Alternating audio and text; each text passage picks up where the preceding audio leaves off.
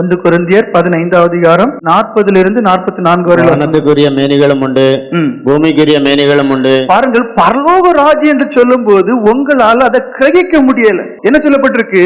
அதாவது வானத்துக்குரிய மேனிகள் உண்டு. அப்ப பரலோக ராஜ்யத்தை நீங்க பிரவேசிக்கும் போது நீங்க இப்படி போக முடியும். எப்படி நிலாவுக்கு போகும்போது இந்த சரீரத்தோட ஒரு மனுஷன் போனா அவன் மிதந்துட்டே தான் இருப்பான். அதனால ஒரு குறிப்பிட்ட எடை 50 கிலோ 100 கிலோ ஏதோ எடை சொல்லுவாங்க, மறந்துட்டேன்.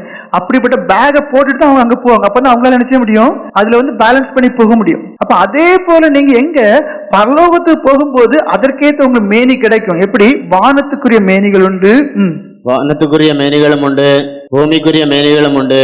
வானத்துக்குரிய மேனிகளுடைய மகிமையும் வேறு, பூமிக்குரிய மேனிகளுடைய மகிமையும் வேறு. பாருங்கள், அப்போ இப்போ நமக்கு கொஞ்சம் ஜெபம் பண்ணும் போதே சிலவங்க சொல்லுவாங்க முகம் நல்ல பிரகாசமா இருக்கு. சிலவங்க சொல்லுவாங்க ஏன் நல்ல கண்ணெல்லாம் முழிச்சு நல்லா இருக்கிறீ அப்படின்னு சொல்லுவாங்க. அது நல்ல ஆவிக்குரியவங்களை எல்லாம் பாத்தீங்க, நல்ல அனுபவம் உள்ளவங்களை பாத்தீங்கன்னா அந்த முகத்துல ஒரு வெளிச்சம் இருக்கும். இங்க எப்படி ஆவிக்குரியவங்களாக நீங்க பாரும்போது அங்க அந்த மகிமை, அதாவது என்ன சொல்லப்பட்டிருக்கு? நீதிமான்கள் சூரியனை போல பிரகாசிப்பார்கள் சொல்லப்பட்டு. அந்த பிரகாசம் அப்படி இருக்கும், அந்த மகிமை அப்படி இருக்கும், அந்த கனம் அப்படி இருக்கும். அவங்களுடைய சரீரத்தின் தன்மைகளும் அவ்வளவு விசேஷமா இருக்கும். சூரியனுடைய மகிமையும் வேறு, சந்திரனுடைய மகிமையும் வேறு, நட்சத்திரங்களுடைய மகிமையும் வேறு.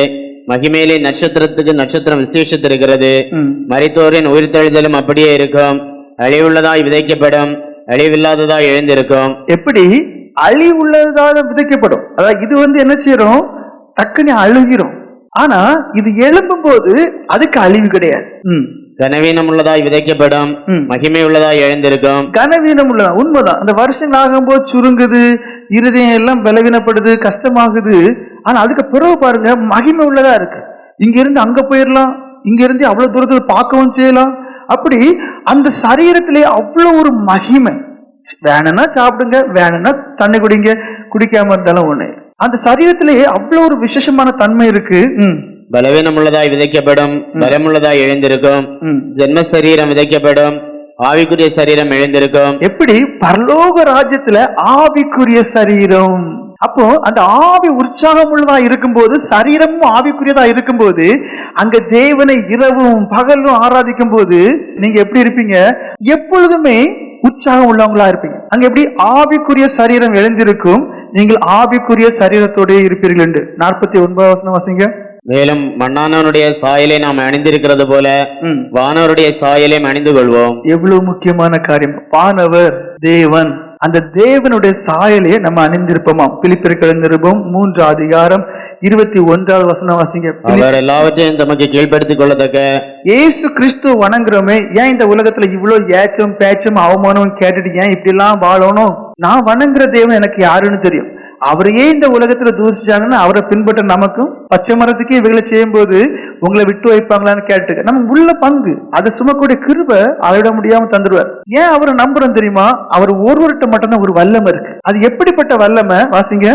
அவர் எல்லாவற்றையும் தமக்கு கீழ்ப்படுத்திக் கொள்ளத்தக்க, அவரால முடியாத காரியம் ஒண்ணுமே இல்ல. எல்லாவற்றையும் தமக்குள் கீழ்ப்படுத்திக் கொள்ளத்தக்க நம்முடைய வல்லமையான செயலின்படியே, நம்முடைய வல்லமையான செயலின்படியே நம்முடைய அற்பமான சரீரத்தை தம்முடைய மகிமையான சரீரத்திற்கு ஒப்பாக மறுரூபப்படுத்துவார். அதாவது நம்முடைய இந்த அற்பமான சரீரத்தை தம்முடைய அவருடைய சரீரத்துக்கு ஒப்பாக. வாசிங்க மறுபடியும். அவர் எல்லாவற்றையும் தமக்கு கீழ்ப்படுத்திக் கொள்ளத்தக்க தம்முடைய வல்லமையான செயலின்படியே நம்முடைய அற்பமான சரீரத்தை தம்முடைய மகிமையான சரீரத்திற்கு ஒப்பாக மறுரூபப்படுத்துவார். எப்படி மறுரூபப்படுத்துவார்? எப்படிப்பட்ட சரீரமா மறுரூபப்படுத்துவார்? அவருடைய மகிமையான சரீரமாக. அவருடைய மகிமையான சரீரத்தை பரலோகத்துல பொய்யா நம்ம பார்த்துட்டு வந்தோம், அதுக்கு தேவையில்லை. உயிர் தெழுந்த பிறகு அவரிடத்திலே ஒரு சரீரம் இருந்துச்சு. அது எப்படிப்பட்ட சரீரமா இருந்துச்சு? மகிமையான சரீரமா இருந்துச்சு, மறுரூபமாக்கப்பட்ட ஒரு சரீரமாக இருந்துச்சு. லூக்கா எழுதின சுவிசேஷம் 24வது அதிகாரம் 36 - 43 வரையில வசனங்களை வாசிங்க. இவைகளை குறித்து அவர்கள் பேசிக் கொண்டிருக்கையில் இயேசு தாமே அவர்கள் நடுவிலே நின்று உங்களுக்கு சமாதானம் என்றார். அவர்கள் கலங்கி பயந்து ஒரு ஆவியை காண்கிறதாக நினைத்தார்கள். அப்ப பாருங்க, என்ன சாஷ்டாங்கமா ஒரு ஆள் மாதிரியே இருக்கு, பார்க்கும்போது என்ன ஒரு ஆவிய பாக்குறோம் நினைக்கிறாங்க. அவர் அவர்களை நோக்கி, நீங்கள் ஏன் கலங்குகிறீர்கள்? உங்கள் இருதயங்களில் சந்தேகங்கள் எழும்புகிறது என்ன? நான் தான் என்று அறியும்படி என் கைகளையும் என் கால்களையும் பாருங்கள். அப்போ ஆவிக்குரிய சரீரம், விண்ணுக்குரிய சரீரம், விண்ணுலகத்தில் உள்ளோருக்கேற்ற சரீரம், ஆண்டவராக இயேசு கிறிஸ்து வல்லமையான செயலினாலே அவரை போன்று மகிமையான சரீரமாக நம்முடைய மாற்றுவார் சொல்லப்பட்டிருக்கு. அவருடைய சரீரம் எப்படி இருக்கு பாருங்க, தொட்டு பார்க்கலாம். எப்படி தொட்டு பார்க்கலாம், ஆவி இல்ல. ஏன் கலங்குறீங்கன்னு கேக்குறாரு, வாங்க தொட்டு பாரு அப்படின்னு தொட்டு பார்க்கலாம். நான் தான் என்று அறியும்படி என் கைகளையும் என் கால்களையும் பாருங்கள். எப்படி கைகளையும் கால்களையும் பாருங்கள், என்னை தொட்டு பாருங்கள், தொட்டு பாருங்கள். நீங்கள் காண்கிறபடி எனக்கு மாம்சமும் எலும்புகளும் உண்டாயிருக்கிறது போல. என்ன சொல்றாரு? மாம்சமும் எலும்பும் உண்டாயிருக்கிறது போல. ஒரு ஆவிக்கு இராதே என்று சொல்லி, ஆவிக்கு என்ன இருக்காது, அப்படி இருக்க தம்முடைய கைகளையும் கால்களையும் அவர்களுக்கு காண்பித்தார். தொடர்ந்து வாசிங்க. ஆனாலும் சந்தோஷத்தினால் அவர்கள் இன்னும் விசுவாசியாமல். எப்படி? இப்ப நான் சொன்னா கூட உங்களுக்கு என்ன அதை விசுவாசிக்க முடியாது. அதே போல அவங்க என்ன விசுவாசிக்கவே இல்லை. ஆச்சரியப்படுகையில் புசிக்கிறதற்கு ஏதாவது இங்கே உண்டா என்று அவர்களிடத்தில் கேட்டார். அவருக்கு பசியா? அவருக்கு பசியே கிடையாது. ஆனா அந்த சரீரத்துக்கு தன்மையை பாருங்க, விருப்பம் இருந்தா சாப்பிடலாம். ஆனா சரீரம் வாழறதுக்குன்னு சொல்லி சாப்பாடு முக்கியம் கிடையாது. அது ஆவி இல்ல, அது மகிமையான சரீரம், ஆவிக்குரிய சரீரம், விண்ணுக்குரிய சரீரம். ஏன் விண்ணுக்குரிய சரீரம் சொல்றேன்? சீஷர்கள் கண்காண ஏறி போனாரு. ஏன் மகிமையான சரீரம் சொல்றேன்? பூட்டப்பட்ட ரூமுக்குள்ள வந்தாரு. அப்போ அந்த சரீரத்தை நீங்க பாருங்க, தேவைப்பட்டா சாப்பிடலாம். வாசிங்க. அப்பொழுது பொரித்த மீன் கண்டத்தையும் தேன் கூட்டு துணிக்கையையும் அவருக்கு கொடுத்தார்கள். கட்டியான ஆகாரம் தான், தேனும் கட்டியான ஆகாரம் தான், மீனும் பொரிச்சதும் கட்டியான ஆகாரம் தான் கொடுத்தார்கள். அவைகளை அவர் வாங்கி அவர்களுக்கு முன்பாக புசித்து அவர்களை நோக்கி, மோசே நியாயப்பிரமாணத்திலும். எப்படி புசித்தார்? யோவான் சுவிசேஷம் 20:26 வாசிங்க. அங்க என்ன சொல்ற? பூட்டப்பட்டதான ஒரு ரூம், அதாவது ஒளிஞ்சி இவர்களுக்கு பயந்து இருக்கக்கூடிய அந்த இடத்துக்குள்ள பூட்டி இருக்கு. அங்க வந்து நிக்கிற வாசிங்கள். மறுபடியும் 8 நாளைக்கு பின்பு அவருடைய சீஷர்கள் வீட்டுக்குள்ளே இருந்தார்கள். தோமாவும் அவருடனே கூட இருந்தான். கதவுகள் பூட்டப்பட்டிருந்தது. அப்பொழுது இயேசு வந்த நடுவே நின்று, உங்களுக்கு சமாதானம் என்றார். பாருங்கள், பூட்டப்பட்ட ஒரு ரூமுக்குள்ள அந்த சரீரம் மகிமை அடைந்ததுனாலேயே அப்படியே வந்து உள்ள இருக்கிற தம்முடைய மகிமையான சாயலுக்கு ஒப்பதாக, சரீரத்துக்கு ஒப்பாக மாற்றுவார் என்று சொல்லப்பட்டு அவ்வளவு ஒரு மகிமை. அப்போஸ்தலர் நடவடிக்கைகள் 1:9 வாசிங்க.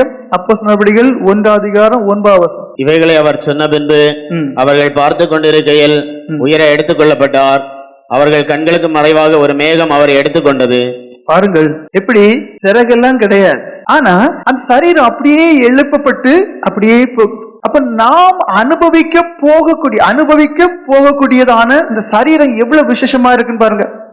ஐஸ்வர்யவான் நரகத்துல இருக்கிறான், அண்ணாந்து பாக்குறான். யார பாக்குறான்? ஆபிரகாம பாக்குறானா. ஆபிரகாமுக்கு ஒரு சரீரம் இருக்கு. அது இருக்கிறதுனாலதான் அவருக்கு மடியில யார் இருக்க முடியுது? லாசரு இருக்க முடியுது. ஒரு மடியில லாசரு சாஞ்சிருக்கிறத யாரு பாக்குறா? ஐஸ்வர்யவான் பாக்குறான். அப்போ அந்த ஆவிக்குரிய சரீரம், விண்ணுக்குரிய சரீரம் என்று சொல்லும் போது அது நம்மளால கற்பனை பண்ணி பார்க்க முடியாத விசேஷமானதா இருக்கு. அது யாருக்கு கிடைக்க போகுது? உங்களுக்கும் எனக்கும். அவருக்கு பயந்து ஜீவிக்கக்கூடியதான ஜனங்களுக்கு அந்த பாக்கியம் இருக்கு. எவ்வளவு மகிமன் பாருங்க. இப்ப என்ன, இதெல்லாம் நமக்கு தேவையில்லை. வெளிப்படுத்தின விசேஷம் 7:9 வாசிங்க. அங்க என்ன சொல்லப்பட்டிருக்கு? திரள் கூட்டமான ஜனங்கள் வருவார்களாம். பல மொழிகள் பேசக்கூடிய ஜனங்கள், பல ஜாதிப்பட்ட ஜனங்கள் வருவார்கள். வாசிங்கள். இவைகளுக்கு பின்பு நான் பார்த்தபோது இதோ சகல ஜாதிகளிலும் கோத்திரங்களிலும் ஜனங்களிலும் பாஷைக்காரரிடமிருந்து வந்ததும் ஒருவனும் எண்ணக்கூடாதுமான திரளான கூட்டமாகிய ஜனங்கள் வெள்ளை அங்கிகளை தரித்து தங்கள் கைகளில் குருத்தோலைகளை பிடித்து சிங்காசனத்திற்கு முன்பாகவும் ஆட்டுக்குட்டியானவருக்கு முன்பாகவும் நிற்க கண்டேன். அப்போ இங்க பாருங்க, திரள் கூட்டமான ஜனங்கள். அது ஆவிகள் கிடையாது, ஆவிக்குரிய சரீரத்தோட இருப்பாங்க. ஆவிகள் கிடையாது, ஆவிக்குரிய சரீரத்தோட பல பாசைகள் பேசக்கூடிய ஜனங்கள், பல ஜாதிப்பட்ட ஜனங்கள். வேதத்தில் என்ன சொல்லப்பட்டிருக்கு? ஒருவனாலும் எண்ணக்கூடாது. அப்படியானால் அது எப்படிப்பட்ட திரளா இருக்குன்னு பாருங்க. ஆபிரகாமை பார்த்து ஆண்டவர் சொன்னார், கடற்கரை மணலை போல உன் சந்ததியை பெருக பண்ணுவேன். அதை எண்ண முடியாது. அப்ப பரலோகத்துல எவ்வளவு ஜனங்கள் வர்றாங்க. ஆனா பரிதாபம் என்ன தெரியுமா? நம்மள எத்தனை பேர் அங்க போவோம்? நமக்கு என்ன, அங்க நம்ம ஆவியா இருப்போம், மேகத்துல இருப்போம், அதெல்லாம் போர் இல்ல. நினைச்ச இடத்துக்கு போகலாம், விருப்பம் இருந்தா சாப்பிடலாம், விருப்பம் இல்லைன்னா சாப்பிடான்றான். அந்த சரீரத்துல ஒரு நோயும் கிடையாது, நொம்பலமும் கிடையாது, வலியும் கிடையாது, வேதனையும் கிடையாது. அது எப்பவுமே இளமை பருவத்திலேயே இருக்கும். அப்ப அதை அனுபவிக்க வேண்டுங்கிறது என்ன உங்களுக்கு கிடையாதா? மத்தேயு எழுதின சுவிசேஷம் 17ஆம் அதிகாரம் 1-4 வரைக்குள்ள வசனங்களை வாசிங்க. அங்க என்ன சொல்லப்பட்டிருக்கு? ஒரு ரகசியம் சொல்லப்பட்டு, எப்படி பரலோகத்தில் நீங்க போன உடனே யாரை பார்த்தாலும் அது யாருன்னு உங்களுக்கு தெரியும். என்ன சொன்னேன்? பரலோகத்தை நீங்க போனீங்கன்னா அங்க நீங்க யாரை பார்த்தாலும் இங்க ஒரு டேக் போட வேண்டிய தேவையில்லை. அங்க போனாலே அங்க உள்ள ஒவ்வொருத்தனை நீங்க பார்த்து இது இந்த ஆள், இது இந்த ஆளுன்னு சொல்லி கண்டுபிடிக்கலாம். வாசிங்க. 6 நாளைக்கு பின்பு இயேசு பேதுருவையும் யாக்கோபையும் அவனுடைய சகோதரனாகிய யோவானையும் கூட்டிக் கொண்டு தனித்திருக்கும்படி உயர்ந்த மலையின் மேல் போய் அவர்களுக்கு முன்பாக மறுரூபமானார். அவர் முகம் சூரியனை போல பிரகாசித்தது, அவர் வஸ்திரம் வெளிச்சத்தை போல வெண்மையாயிற்று. அப்பொழுது மோசேயும் எலியாவும் அவரோட பேசுகிறவர்களாக அவர்களுக்கு காணப்பட்டார்கள். அப்பொழுது பேதுரு இயேசுவை நோக்கி, ஆண்டவரே, நாம் இங்கே இருக்கிறது நல்லது. உமக்கு சித்தமானால் இங்கே உமக்கு ஒரு கூடாரமும் மோசேக்கு ஒரு கூடாரமும் எலியாவுக்கு ஒரு கூடாரமுமாக 3 கூடாரங்களை போடுவோம் என்றான். பாருங்க, அப்போ எலியா யாரு, மோசே யாருன்னு சொல்லி அங்க சொல்லி கொடுக்க வேண்டிய தேவையில்லை. எப்படி தேவனை அறிகிற அறிவு பூர்ணமாய் பரலோகத்துல இருக்கும். முக்கியமான ஒரு காரியம், அதாவது இந்த உலகத்துல ஏதோ ஒரு வசனத்துல வரும், ஆண்டவர் எதை விரும்புறாருன்னா அவருக்கு பயப்படுகிற பயமும் தேவனை அறிகிற அறிவும் அவர் விரும்புறாருன்னு இங்கே ஒரு வசனத்துல வரும். அங்க தேவன் அறிகிற அறிவு பூரணமா இருக்கும். அது மாத்திரமல்ல, நம்மளோடு இடைப்படக்கூடியதான ஜனங்கள், பல நாடுகள்ல உள்ள ஜனங்கள், பல நூற்றாண்டுகளுக்கு முன்னும் பின்னும் வாழ்ந்ததான ஜனங்கள், இவங்க எல்லாம் பார்க்கும்போது எவ்வளவு சந்தோஷம் இருக்கும் பாருங்க. ரெண்டாவது இங்க என்ன, ஒரு கூடாரம் போடுவோமேன்னு சொல்றாரு. இயேசுக்கு ஒரு கூடாரம் தேவை. காரணம் என்ன? அவங்கள போல ஒரு மனுஷனா இருந்தார். அப்போ மற்ற எலியாவும் மோசேவும் ஆவியா இருந்தா அவங்க நிச்சயமா சொல்லியிருக்க மாட்டாங்க ஒரு கூடாரம் போடுவோம். ஆவிக்கு என்னது கூடாரம்?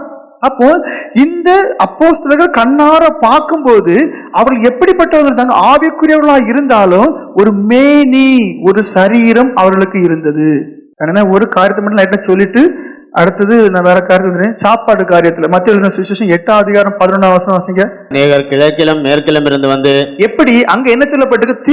திரள் கூட்டமான ஜனங்கள், பல ஜாதி ஜனங்கள், பல கோத்திர ஜனங்கள், பல மொழி பேசக்கூடிய ஜனங்கள் சொல்லப்பட்டிருக்கு. அவர்களை ஒருவனும் ஒரு காலம் எண்ண முடியாதுன்னு சொல்லப்பட்டிருக்கு. இங்க என்ன சொல்லப்பட்டிருக்கு? கிழக்கில் இருந்தும் மேற்கில் இருந்து. அப்படின்னா என்ன? பூமி 4 திசைகளிலும் இருந்து பரலோக ராஜ்யத்தில் ஆபிரகாம், ஈசாக், யாக்கோபு என்பவர்களோட பந்தி இருப்பார்கள். என்ன சொல்லப்பட்டிருக்கு? பரலோக ராஜ்யத்துல பந்தி இருப்பார்கள். நீங்க கற்பனை பண்ணி பார்த்துக்கிடுங்க. பரலோக ராஜ்யங்கும் போது அங்கேயும் பந்தி இருக்கு. இதுக்கு மேல விவரித்து சொல்ல மாட்டேன், சொல்ல எனக்கு தெரியாது. பொய்ய சாத்தான் விதைக்கிறதுனால அநேகருக்குள்ள பரலோக ராஜ்யத்தை குறித்த ஒரு பெரிய ஒரு எண்ணமே இல்லை. ஏன் நீங்க வாழ்க்கையில எவ்வளவுதான் நோய் வியாதி இருந்தாலும் இந்த உலகத்துல வாழ விரும்புறீங்க? ஒரு கடமை இருக்கு, ஒரு காரியம் இருக்கு, அதுலயே சிந்தனை இருக்கிறதுனால எப்படியாவது வாழணும் வாழ்ந்துட்டே இருக்கு. அங்கேயும் அதே போலதான் பரலோக ராஜ்யத்துல உங்க சித்தம் செய்யறது போல பூலோகத்தில் செய்யப்படுவாங்க. அங்கேயும் தேவ சித்தம் நமக்கு கொடுக்கப்படும், அறிந்து கொள்வோம், அதை நம்ம செய்யக்கூடியவங்களா இருக்கும். அடுத்தது என்ன? இந்த துக்க சரீரம் கிடையாது, மகிமையான சரீரம். அது ஆவி போல இருக்காது. அது சாப்பிடவும் செய்யலாம், தண்ணி குடிக்கவும் செய்யலாம், நினைச்ச இடத்துக்கு போகவும் செய்யலாம், பூட்டப்பட்ட இடத்துக்கு போகவும் செய்யலாம். வெளிப்படுத்தும் விசேஷம் 20ஆம் அதிகாரம் 12-13 வசனங்களை வாசிங்க. மரித்தோராகிய சிறியோரையும் பெரியோரையும் தேவனுக்கு முன்பாக நிற்க கண்டேன். அப்பொழுது புஸ்தகங்கள் திறக்கப்பட்டன.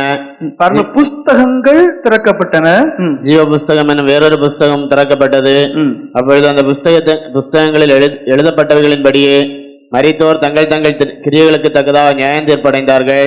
பாருங்கள், புஸ்தகங்களிலே எழுதியிருக்கிறபடி. அது நம்ம அப்ப படிக்கும் போது பெருசா தெரியாது. ஆனா இது அந்த காலத்துல உள்ள ஜனங்கள் எப்படி நம்பியிருப்பாங்கன்னு தெரியாது. ஆனா இதை பெஸ்டா எதுக்கு நம்ம சேர்க்கலாம்? சிசிடிவி கேமராவுக்கு சேர்க்கலாம். சிசிடிவி கேமரா இப்ப என்ன செய்யுது? பார்க்கக்கூடிய ஒவ்வொன்றையும் அப்படியே எந்த நொடி, எந்த நிமிஷம், எந்த மணி, எந்த டேட், எந்த வருஷம் சொல்லி அதுலயே ஓயிட்டே இருக்கும். கரெக்டா ரெக்கார்டா எங்க இருக்கும்? ஹார்ட் டிஸ்க்ல பதிஞ்சிட்டே இருக்கும். இங்க என்ன சொல்லப்பட்டிருக்கு? எந்த மூலையிலும் சரி, எந்த நைட்டும் சரி, யாருக்கும் தெரியாம நீங்க என்ன பண்ணினாலும் ஒரு புஸ்தகத்துல எல்லா வண்டவாளமும், எல்லா வேண்டாத்தனமும், எல்லா பாவமும் அங்க எழுதப்பட்டிருக்கு. வாசிங்க. மரித்தோராகிய சிறியோரையும் பெரியோரையும் தேவனுக்கு முன்பாக நிற்க கண்டேன். அப்பொழுது புஸ்தகங்கள் திறக்கப்பட்டன. ஜீவ புஸ்தகம் என்னும் வேறொரு புஸ்தகம் திறக்கப்பட்டது. அப்பொழுது அந்த புஸ்தகங்களில் எழுதப்பட்டவைகளின்படியே மரித்தோர் தங்கள் தங்கள் கிரியைகளுக்கு தக்கதாக நியாய தீர்ப்பு அடைந்தார்கள். அவர்கள் நியாய தீர்ப்பு அடைந்தார்கள். அதான் பரிதாபம். யாருக்கு நியாய தீர்ப்பு கிடையாது? சுவிசேஷத்தை கேட்டு ஆண்டவருக்கு பயந்து இனி நான் பாவம் செய்ய மாட்டேன், அந்த மனுஷனுக்கு நியாய தீர்ப்பு கிடையாது. நியாய தீர்ப்புல இருந்து நீங்க தப்பணும். சமுத்திரம் தன்னுள்ள மரித்தோரை ஒப்புவித்தது. பாருங்க, அவன் துஷ்டனா இருந்து கடல்ல விழுந்து தற்கொலை பண்ணா கூட அது என்ன செய்யறோம்? வெளியில கொண்டு வந்து போட்டுரும். வாசிங்க. மரணமும் பாதாளமும் தங்களில் உள்ள மரித்தோரை ஒப்புவித்தன. போதும். எப்படி எரிஞ்சாலும் சரி, எரிஞ்சு செத்தாலும் சரி, எப்படி தற்கொலை பண்ணி செத்தாலும் சரி, எப்படி செத்தாலும் சரி, உங்களுடைய எல்லா வண்டாவாளங்களும் அந்த புஸ்தகத்தில் எழுதப்பட்டிருக்கும். நீங்க எப்படி எரிக்கப்பட்டு சாம்பலானாலும் கூட அங்க அந்த நேரங்களில் இருப்பீங்க, நியாயம் தீர்க்கப்படுவீங்க. இப்ப அநேகருக்குள்ள என்ன ஆகி போச்சு? என்னுடைய பலவீனம் கொடியது. நீங்க என்ன நினைக்கலாம்?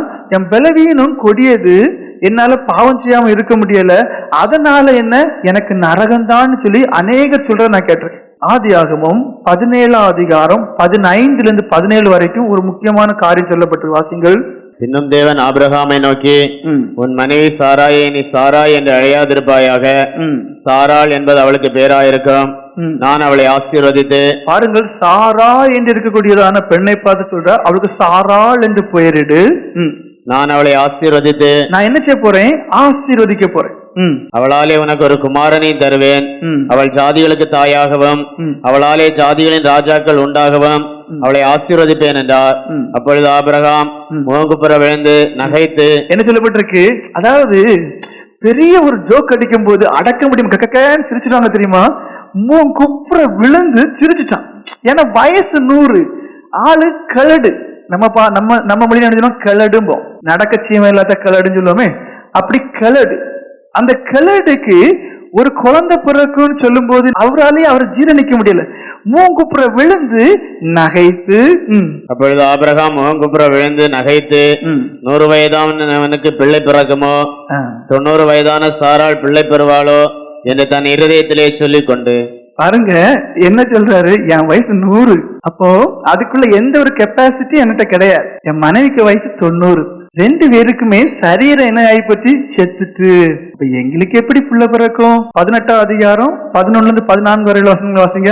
ஆபிரகாமும் சாராளும் வயது சென்று முதிர் வயதுள்ளவர்களா இருந்தார்கள். ஸ்திரீகளுக்குள்ள வழிபாடு சாராளுக்கு நின்று போயிற்று. ஆகையால் சாராள் தன் உள்ளத்திலே நகைத்து. பாருங்கள், இங்க சாராள என்ன சிரிச்சிட்டு, நான் கிழவியும் என் ஆண்டவன் முதிர்ந்த வயது உள்ளவனுமான பின்பு.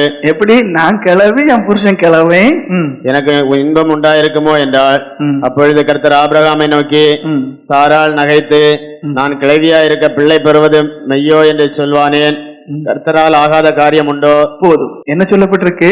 கர்த்தரால் ஆகாத காரியம் உண்டோ? இந்த காரியத்தை ஏன் இங்க எடுத்து உங்களுக்கு மூளையில போடுறேன்னா, ஆபிரகாமுடைய அவிசுவாசத்தை குறிச்சு நீங்க தெரிஞ்சுக்கிட்டோம்னு சொல்றது இல்ல எனக்கு நோக்கம். சாராளுடைய அவிசுவாசத்தை குறிச்சு நீங்க அறிஞ்சுக்கிட்டோங்கிறதுல என்ன நோக்கம். அந்த அவிசுவாசத்திலையும் அந்த நகப்பிலையும் ஒரு காரியம் தெளிவாக நிரூபிக்கப்பட்டு, எப்படி அவங்க 2 பேருடைய சரீரமும் செத்து இருந்துச்சு. ஏன்னா நம்ம என்ன சொல்லிடுறோம், உடனே ஒரு பாயிண்ட் போட்டுருவோம். எப்படி? அதாவது இப்போ 2000 வருஷம், அப்போ 2000, ஒரு 4000 வருஷத்துக்கு முன்னாடி ஆபிரகாம் எல்லாம் பயங்கர ஸ்ட்ராங்கா தான் இருந்தாரு. அப்போ 100 வயசெல்லாம் இப்போ ஒரு 40 வயசு மாதிரி தான், இல்ல ஒரு 30 வயசு மாதிரி தான் அப்படின்னு சொல்லி நமக்குள்ள கற்பனை பண்ணிடுவோம். 2000-4000 வருஷத்துக்கு முன்னாடி 90 வயசெல்லாம், அப்போ எல்லாம் ஒரு 27 வயசு தான், பொம்பளைங்களுக்குள்ள வயசு தான் அப்படின்னு சொல்லி நீங்க கற்பனை பண்ண கூடாதுங்கிற ஒரே காரியத்துக்காண்டி தான் வேதத்தில் எழுதப்பட்டிருக்கு. அவங்க வாயினாலே சொல்லிட்டாங்க. எப்படி? எங்க சரீரம் செத்த சரீரம், ஒரு குழந்தையை பெறக்கூடியதான சரீரம் எங்க 2 இடத்துமே இல்ல. அப்போ தெளிவாக அவங்க எதை சொல்றாங்க? உலக பிரகாரமாக ஒரு குழந்தை பெற்றெடுக்கக்கூடிய எதுவுமே சரீரத்துல இல்ல. ஆனா ஆண்டவர் என்ன சொன்னாரு? என்னால் கூடாத காரியம் ஒன்று உண்டோ. அப்ப இங்க ரட்சிக்கப்படாத ஜனங்களுக்குள்ள விடுதலை இல்லாதவங்க என்ன சொல்றோம்? நான் புலம்பி பார்த்துட்டேன், கூப்பிட்டு பார்த்துட்டேன், விடுதலை என்னென்னமோ பிரயாசம் பண்ணி பார்த்துட்டேன், எனக்கு விடுதலை கிடைக்கல, எனக்கு கிடைக்காது. தேவ சமூகத்துல இருந்து சொல்றேன், வேதம் தான் வெளிச்சம். அந்த வேதம் எதுக்கு இதெல்லாம் எழுதப்பட்டிருக்கு?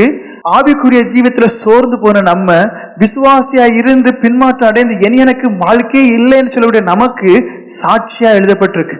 என்னால் கூடாத காரியம் ஒன்று உண்டோ என்று. ஏசாயா தீர்க்கதரிசன புஸ்தகம் 45 அதிகாரம் 22வது வசனம் வாசிங்க.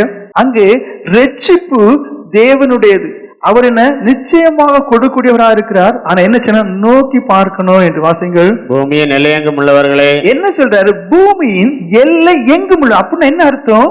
எவ்வளவு பலவீனம் உள்ள மனுஷனாக ஒண்ணு இருந்து போ, இத்தனை வருஷத்துல பல தடவை விழுந்து விட்டியா, சரி விழுந்தவனா இருந்துட்டு போ. என்னுடைய இருதயம் பாவத்தை தான் தியானிக்க முடியும், என் கண்கள் பாவத்தை தான் பார்க்க முடியும், நான் பாவ சரீரம் உள்ள பாவ ஜென்மி. எப்படி இருந்துட்டு போ. பூமியின் எல்லை எங்கும் உள்ளவர்களே என்னை நோக்கி பாருங்க.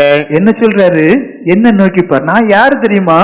செத்த சரீரத்தை உடைய ஆபிரகாமுக்கும் சாராளுக்கும் பிள்ளையை கொடுத்து அந்த பிள்ளைகளுடைய சந்ததியாய் வந்து இந்த நாளிலே நீ உயிரோடு இருக்கிறியே, நீனும் ஆவிக்குரிய யூதன் என்றும் நீனும் ஆவிக்குரிய ஆபிரகாம் சந்ததி என்றும் நீனும் விசுவாசி என்று. விசுவாசின்னு அது எங்கிருந்து வருது? ஆபிரகாம் வருது, விசுவாசிகளின் தகப்பன். அப்ப இப்ப நம்ம யாரு? விசுவாசிகள், காணாதது நம்பி பிழைக்கிற ஜனங்கள். அப்ப இந்த விசுவாசிகள் எங்க ஆரம்பிக்கப்படுறாங்க? உலக பிரகாரமா எல்லாத்தையும் செத்து இருக்கக்கூடிய அந்த மனுஷனிடத்துல இருந்து சர்வவல்லமுள்ள தேவன் ஒரு குழந்தையை கொடுத்தனால அப்ப நமக்கு சாட்சியாக அந்த வாழ்க்கை இருக்கு. எப்படி? பூமியின் எல்லை எங்கும் உள்ளவர்களே என்னை நோக்கி பாருங்கள். யாரு? அன்றைக்கு குழந்தை பாக்கியத்தை கொடுத்ததான அந்த தேவன் இந்த நாள் எந்த பலவீனத்தையும் போக்கக்கூடிய சர்வ வல்லமையுள்ள தேவனா இருக்கார். வாசிங்க. பூமியின் எல்லையெங்கும் உள்ளவர்களே என்னை நோக்கி பாருங்கள், அப்பொழுது ரட்சிக்கப்படுவீர்கள். நானே தேவன், வேறொருவரும் இல்லை. என்ன சொல்றாரு பாருங்க, நான் தான் தேவன். ஆண்டவர் சொல்றாரு, நான் தான் தேவன். நான் தான் ஆபிரகாமின் தேவன், ஈசாக்கின் தேவன், யாக்கோபின் தேவன். ஈசாக்கு யாக்கோபு இவங்க காரியங்களை பாருங்க, கற்பத்தை அடைச்சாருன்னு இருக்கு, கொடுத்தார். அப்ப அந்த தேவன் அவங்களுக்குள்ள முடியாது இருக்கும்போது, நல்லா புரியுங்க பாத்துங்க, முடியாது என்று இருக்கும்போது ஒரு தொடக்கத்தை பண்றதான் தேவன். எப்படி? முடியவே முடியாது, நான் ஓடி பார்த்துட்டேன் ஆண்டவரே, முழங்கால் நின்று பார்த்துட்டேன் ஆண்டவரே, உபவாசம் பண்ணி பார்த்துட்டேன் ஆண்டவரே, பிரயாசப்பட்டு பார்த்துட்டேன் ஆண்டவரே, விட வேண்டியதெல்லாம் விட்டவன் திடீர்னு விழுறேன் ஆண்டவரே. சரி, அது உன்னுடைய பிரயாசங்கள். ஆனா அந்த பிரயாசத்தை விடக்கூடாது. ஏன்னா முடியாது என்று ஒரு கட்டம் வரும்போது அங்கதான் தேவனுடைய தொடக்கமே ஆரம்பமாகுது. எதை எதிர்பார்க்கிறார்? அவரை நோக்கி பார்க்கணும், அந்த பாடுகளை நோக்கி பார்க்கணும், அந்த கல்வாரியை நோக்கி பார்க்கணும், கிடைக்கிற வரைக்கும், ரட்சிப்பு கிடைக்கிற வரைக்கும். ஏன்னா ரட்சிப்பு கர்த்தருடைய சொல்ல பாருங்க. புதிய ஏற்பாட்டு காலத்துல பாத்தீங்கன்னா யாவிருக்க மகா இறந்து போகும். இறந்து போன உடனே யாராவது நினைச்சாங்களா அந்த பிள்ளை சாப்பிடணும்? ஆண்டவர் போனாரு, எழுப்பி விட்டாரு, பிள்ளை சாப்பாடு கொடுங்கன்னு. ஷாக்கா இருக்கு. மரியாதை புலம்போது, எப்படி நீரு என் சகோதரன் சுகம் இல்லாம இருக்கும் போது வந்திருந்தா அவன் வந்து செத்திருக்க மாட்டான், நீரு 4 நாள் கழிச்சு தானே வந்திருக்கிறீரு. மரியாதை மாத்தாலும் நினைச்சு பார்த்தாங்களா அவங்க சகோதரனை கூட இனிய நிறைய நாட்கள் வாழ்வோன்னு? இல்ல, முடியாதத ரொம்ப எளிதாக செய்யக்கூடியதான் நம்முடையது. ஆனா என்ன வேணும்? விசுவாசம். ஏன் வேதம் சொல்லுது, உன் விசுவாசம் உன்னை ரட்சித்தது. எது நமக்குள்ள இல்ல தெரியுமா? அந்த விசுவாசம். நம்ம கொஞ்சம் பிரயாசப்பட்டோம்னா, கொஞ்சம் கத்துன உடனே நினைக்கிறோம் பிரயாசப்பட்டு முடியும். இல்ல, அந்த பிரயாசம் அவருடைய பார்வையில கொஞ்சம் குறைவா தான் இருக்கு. பிரயாசப்படுங்க, கிடைக்கிற வரைக்கும். அவர் நமக்கு விடுதலைகளை தந்து ஆசிர்வதிக்கப்பட்டவங்களா இருக்க விரும்புறார். பரலோக ராஜ்யத்துல கொண்டு போய் சேர்க்க விரும்புறார். செய்ய வேண்டியது என்ன? ஊக்கமா ஜெபம் பண்ணணும். அனுபவத்துல விழுந்தவங்களும் சரி, இல்ல அனுபவம் இல்லாதவங்களும் சரி, இல்ல ரசிக்கவே படலன்னு சொன்னாலும் சரி, என்ன செய்யுங்க, அந்த பரலோக ராஜ்யத்துல நானும் போகணும். இதுவரைக்கும் அனுபவிக்கிறதெல்லாம் நோய் வியாதி பிடிச்ச சரீரம், படுத்தா எழும்ப முடியாது, இருந்தா படுக்கணும், இப்படிப்பட்ட சரீரம். அப்ப அந்த சரீரத்தை நான் அனுபவிக்கணும். நரகத்துல போய் கஷ்டப்படக்கூடாது, அந்த சரீரத்தை அனுபவிக்கணும். எனக்கு அது வேணும் ஆண்டவரேன்னு சொல்லி அதற்காக உள்ள அனுபவத்தை ஆண்டோட கேட்டு சொந்தமாக்கி கொள்ளுங்க.